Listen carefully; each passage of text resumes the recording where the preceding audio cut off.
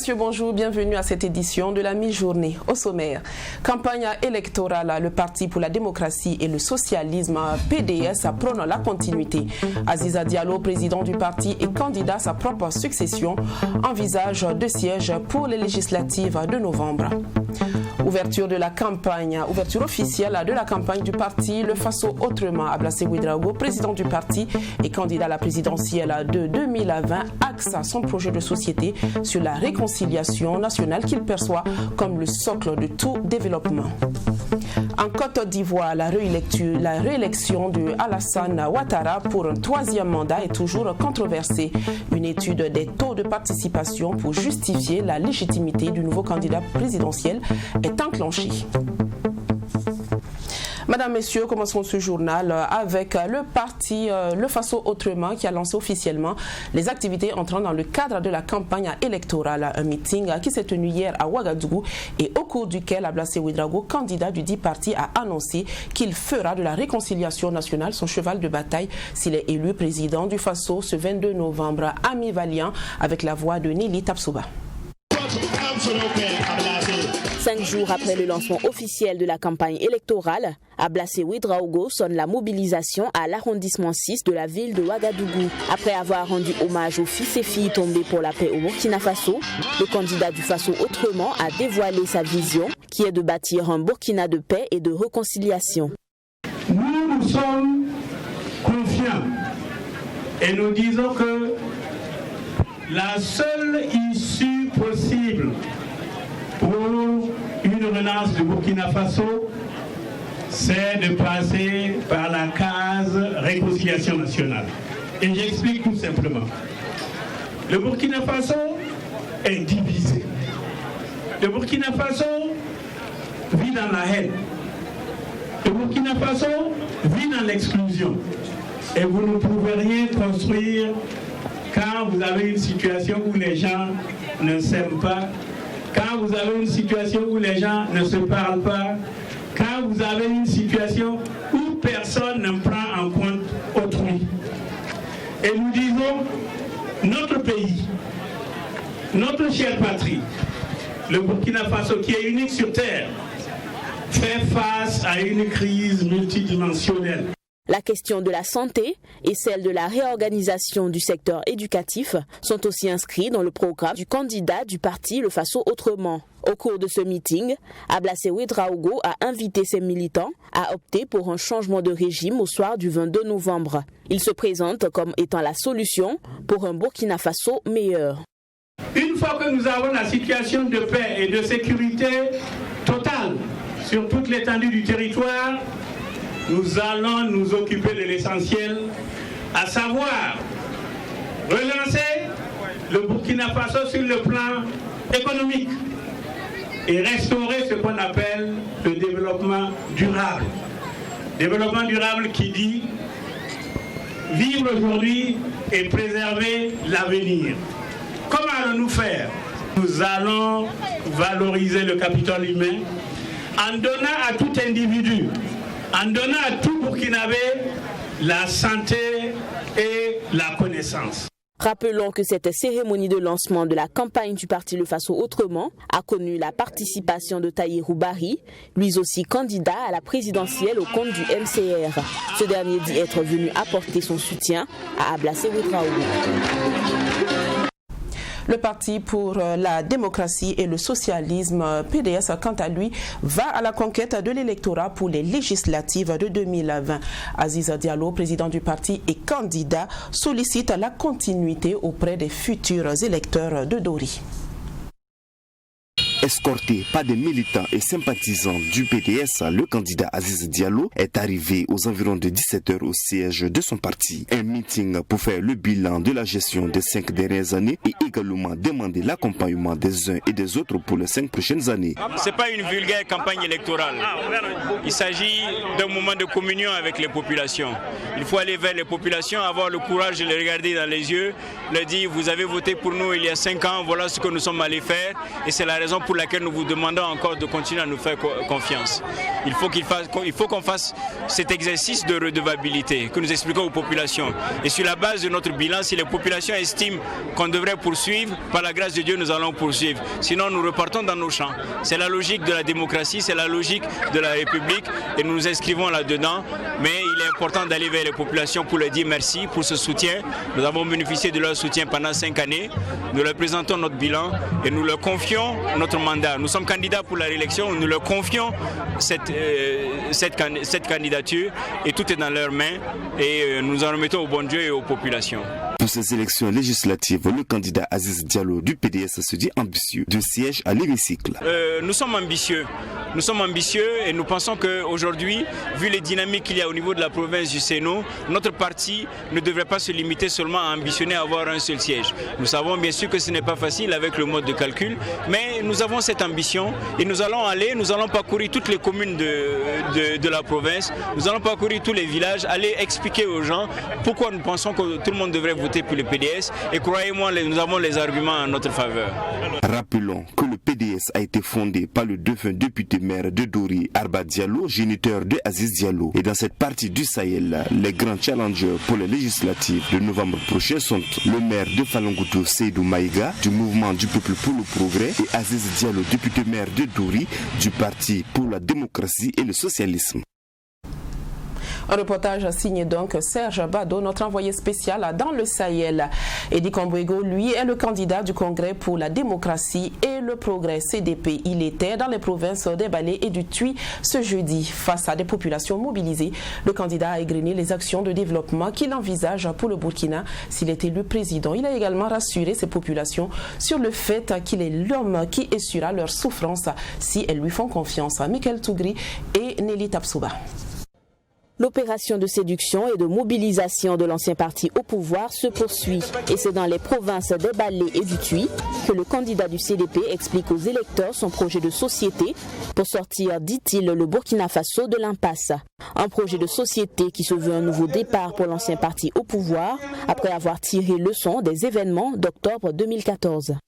Il faudrait que le peuple soit éclairé pour pouvoir faire un choix. Le meilleur choix, le choix gagnant, c'est le choix du CDP. Nous leur expliquons également quel est notre programme pour que la paix revienne au Burkina Faso, pour que la cohésion sociale et la cohésion nationale reviennent au Burkina Faso. Nous leur expliquons quel est notre programme économique pour redécoller l'économie et donner pour le bien-être des populations. Le CDP est bien enraciné dans les communes, dans les campagnes. Les braves paysans croient au CDP, ils croient à la politique que Blaise Compaoré a menée et aujourd'hui nous avons également tiré leçon des erreurs de Blaise Compaoré. Nous en ferons mieux la prochaine fois.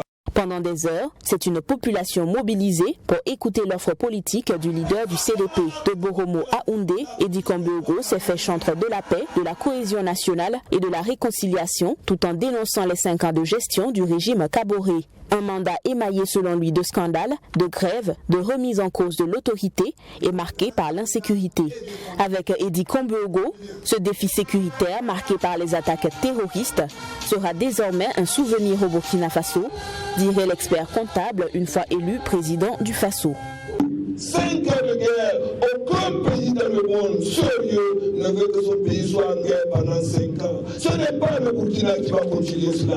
Je dis non, on va arrêter la guerre. Il faut organiser les orpailleurs en groupe de 10, groupe de 20, groupe de 30 pour leur donner les semi-mécaniques, pour semi-mécaniser leur production.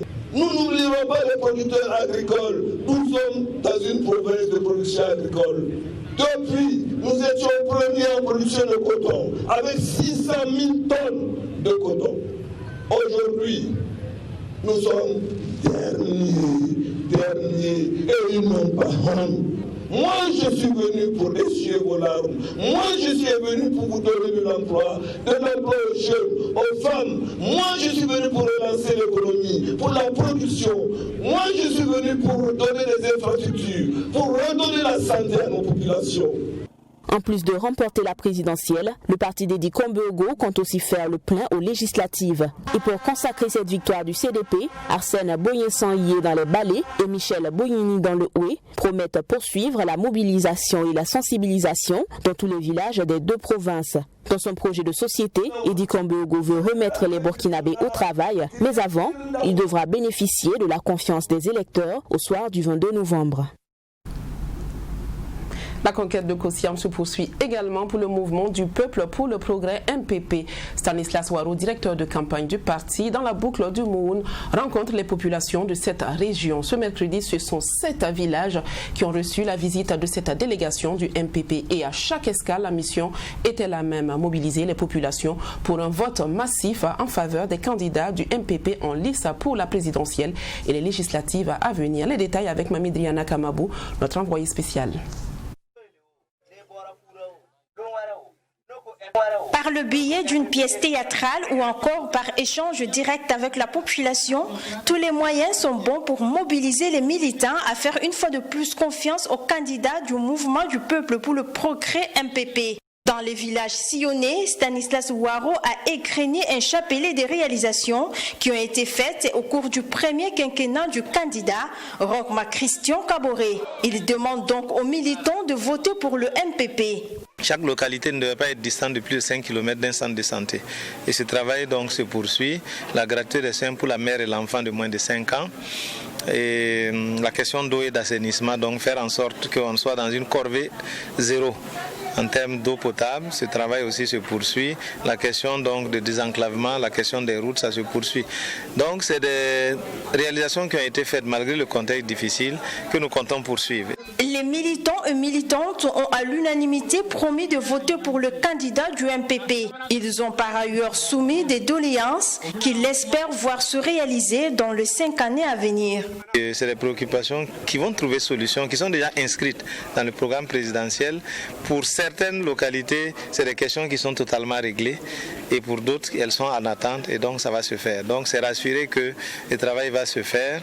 Maintenant, dire qu'on pourra le faire ici et maintenant, non. Mais on va le faire progressivement. Ce sont au total 7 villages qui ont reçu la délégation du directeur de campagne du MPP dans la boucle du Mouhoun. Il s'agit notamment de Fakuna, Lankwakui, Unali, Paradé, Dona, Karo et Kunandia. Et à chaque escale, Stanislas Waro, candidat à l'élection législative, a souhaité des élections apaisées et la cohésion sociale entre les fils et filles de la province du Mouhoun. Autre sujet dans ce journal, l'administration burkinabé renforce les compétences de ses agents. Le département de Sini-Ouedraogo a organisé un atelier de formation du 3 au 6 novembre sur le dispositif de traitement des plaintes de l'administration. Initiée au profit des travailleurs, cette formation va permettre aux agents de mieux connaître le dispositif pour un meilleur fonctionnement de l'administration publique. Nadine Zongo.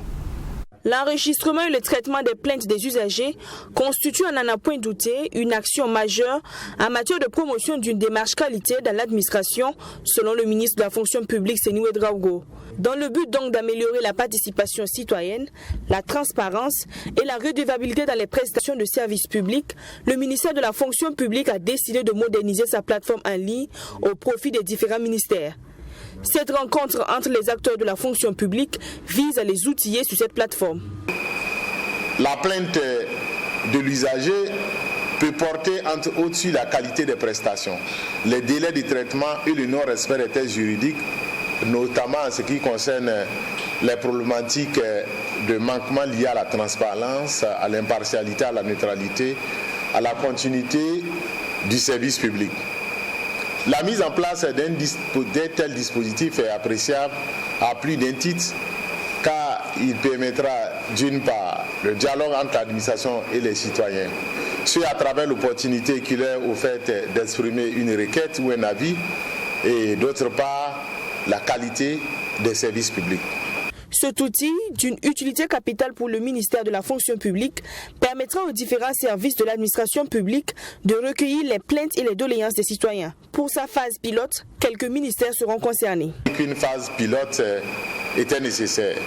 Celle-ci concerne le ministère de la fonction publique, du travail et de la protection sociale, le ministère de la Santé, le ministère de la Justice, le ministère de l'Éducation nationale et de la promotion des langues nationales, le ministère des Transports, de la Mobilité et de la Sécurité routière. La rencontre qui nous réunit ce matin vise par conséquent à présenter la plateforme qui a été élaborée avec la participation des représentants de l'administration publique, des organisations de la société civile, des collectivités territoriales et du secteur privé.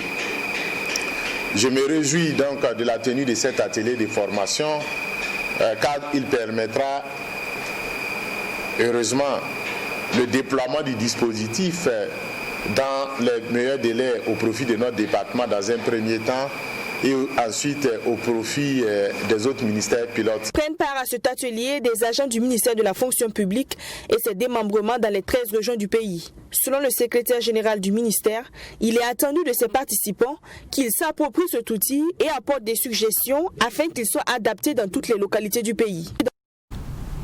Le district 403A3 du Lions Club a encore laissé parler son cœur. En effet, cette association a vocation sociale à faire un don d'une valeur de 5 millions de francs CFA aux déplacés internes du Burkina. La remise officielle de ce don a eu lieu hier à l'immeuble Baogué du ministère de la Solidarité et de l'Action humanitaire. Sanata Seri. C'est un don composé de vivres, de matériel ménager, de savon et de nuts que le district 403A3 du Lions Club a offert aux personnes déplacées internes victimes d'inondations suite à la saison pluvieuse. Cette initiative de la Commission de lutte contre la faim des lions du Burkina Faso vise à soulager un temps soit peu ces personnes vulnérables.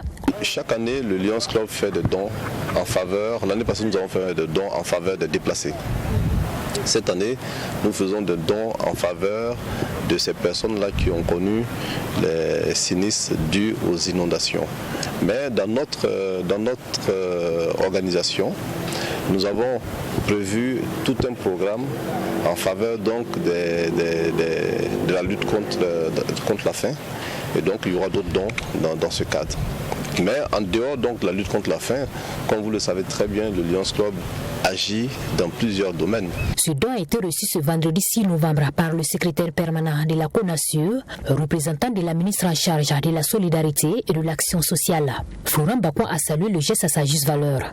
Et ce don vient à point nommé parce que ces personnes sont dans le besoin au quotidien, au regard de la situation d'insécurité qui les affecte, et les inondations sont venues encore aggraver la situation de vulnérabilité.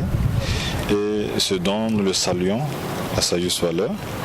Et pour les Lions, ce n'est pas la première fois de venir dans ce département et de soutenir ces efforts à travers les différents dons. Donc nous sommes venus au nom de la ministre pour recevoir ce don et témoigner toute sa gratitude infinie pour leur accompagnement, leur solidarité et leur compassion envers nos populations en détresse. D'un coût estimé à plus de 5 millions de francs CFA, ce don sera réparti aux déplacés internes de Barsalgo et de Kongoussi, victimes d'inondations. Le café citoyen, vous en avez certainement déjà entendu parler. Ce cadre d'échange et de convivialité autour d'un thème donné. Le Centre d'information et de formation en matière de droits humains en Afrique en a organisé un le 31 octobre dernier à la mairie de Fadane-Gourmand. Les participants ont échangé autour des engagements du président du Faso en faveur de l'emploi des jeunes. Précisons que ce café citoyen a connu l'appui de l'ONG Diaconia et celui financier de la coopération suisse. Ils étaient environ 150 participants à prendre part à ce café citoyen organisé par le Centre d'information et de formation en matière de droits humains en Afrique, CIFDA. Ce café citoyen a réuni des panélistes autour de la question de l'entrepreneuriat des jeunes et de leurs responsabilités dans la culture des valeurs de paix et de cohésion sociale au Burkina Faso. Tous désirent la paix, la réconciliation, le pardon. Tous souhaitent que l'on dialogue et que l'on travaille ensemble pour retrouver la cohésion et l'harmonie et l'unité dans le temps.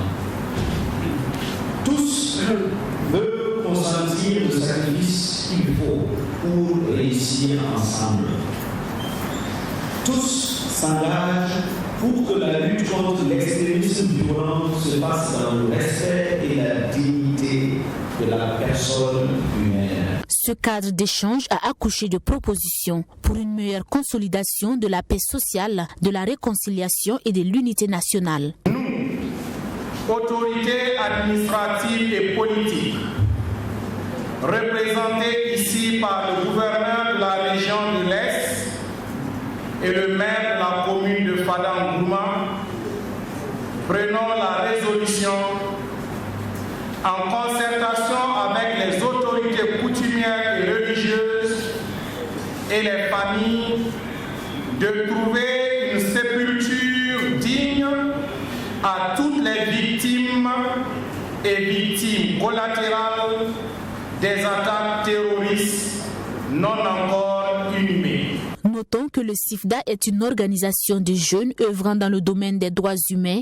et s'intéressant particulièrement aux préoccupations des droits de l'homme touchant les jeunes. Et le présent café citoyen avait pour but de susciter des échanges constructifs autour de la problématique de l'implication des jeunes dans le rétablissement de la paix, de la consolidation et de la cohésion sociale au Burkina Faso. L'association SOS Sang renfloue la banque du Centre national de transfusion sanguine. Le 30 octobre dernier, l'association a lancé sa campagne de collecte de sang au lycée municipal à Vénégré de Ouagadougou. Mobiliser le maximum de donneurs et faire face un tant soit peu à la forte demande du liquide vital était l'objectif visé par cette association. L'initiative a été parrainée par le président du Conseil supérieur de la communication, Raketa Bilgo et Nadine Zongo. Collecter 135 000 poches de sang, c'est l'ambition que s'est fixée l'association SOS Sang pour l'année scolaire 2020-2021.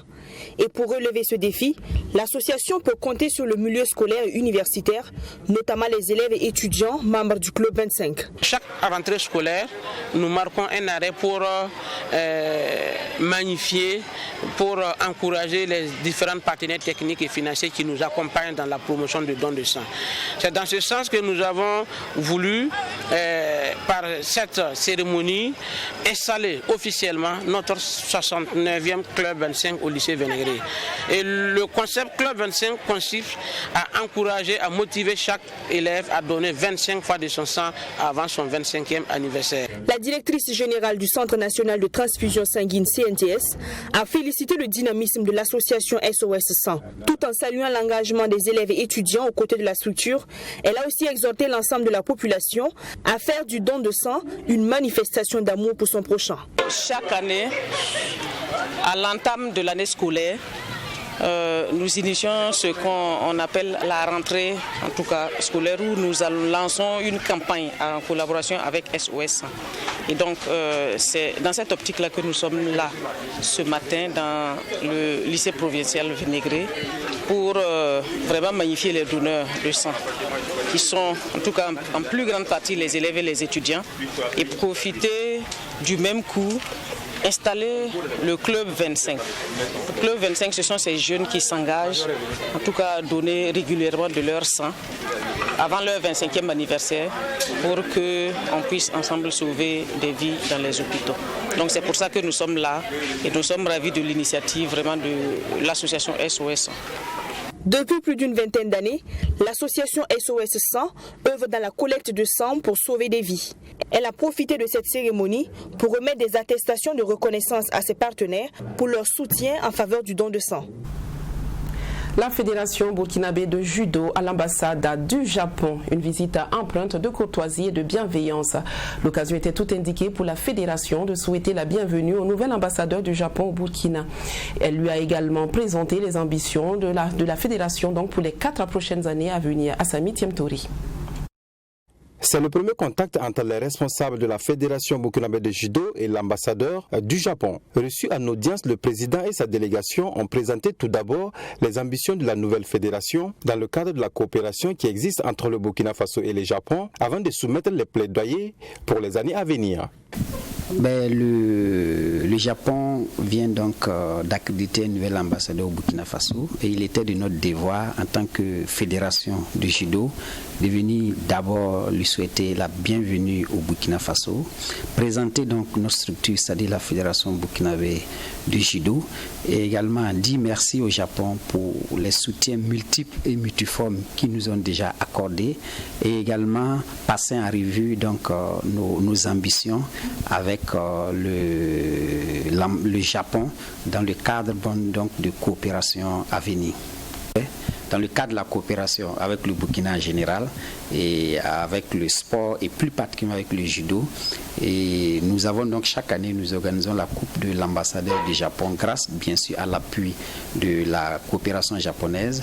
Nous avons également dans les années passées été dotés en tatami grâce à la coopération japonaise, et cela il y a longtemps.